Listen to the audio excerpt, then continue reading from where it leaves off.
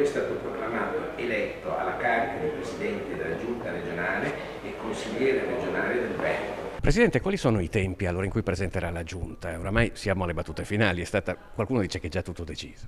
Ma nelle prossime ore la presenteremo, faremo scelte di qualità che tengano conto della territorialità, ma anche e soprattutto della qualità amministrativa dei componenti della Giunta. Appena il tempo di registrarsi a Palazzo Ferrofini e il conto alla rovescia per il varo della nuova Giunta regionale del Veneto è già agli sgoccioli.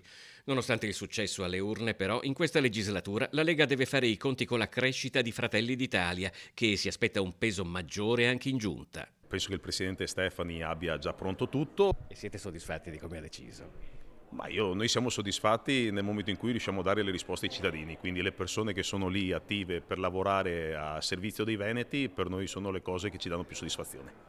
Quindi 5 assessorati. Sul numero io non entro nel merito, nel senso che è una trattativa che fanno i coordinatori regionali, però poco importa, l'importante è appunto che gli assessori siano persone competenti, preparate e a disposizione dei cittadini. Pur con la prudenza del caso, nel partito si respira ottimismo. Avremo un peso diverso rispetto al passato, anche in aula, il raddoppio dei consiglieri regionali è molto importante, quindi Fratelli d'Italia sarà ben rappresentata. Ci aspettiamo, ma mi sembra che le carte ormai siano già messe sul tavolo, di avere i 5 assessorati come era il preaccordo elettorale, di avere gli assessorati che avevamo richiesto, quindi deleghe anche di peso. Il Presidente del Consiglio è Sì. nella prima fila. Fratelli d'Italia ha quasi raddoppiato gli eletti rispetto al 2020, ma a parte Luca Spavanetto, il gruppo è composto da esordienti, tutti già amministratori locali. Dispiacerà un po' rassegnare le dimissioni dal ruolo che oggi mi vede impegnata nella città di Venezia come assessore, anche se a fine mandato, ma sono certa e consapevole che questo nuovo incarico mi permetterà di fare ancora di più e ancora meglio proprio per la mia città. E noi ci teniamo, soprattutto noi veronesi, a rappresentare la nostra città, la nostra provincia, per portarla al livello che merita. È stata un pochino trascurata, dice.